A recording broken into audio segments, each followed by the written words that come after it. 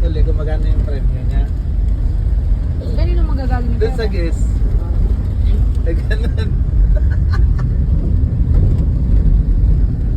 Lahat ng premyo namin, binigyan namin sa kanya para ubusin niya yung kalahating yan.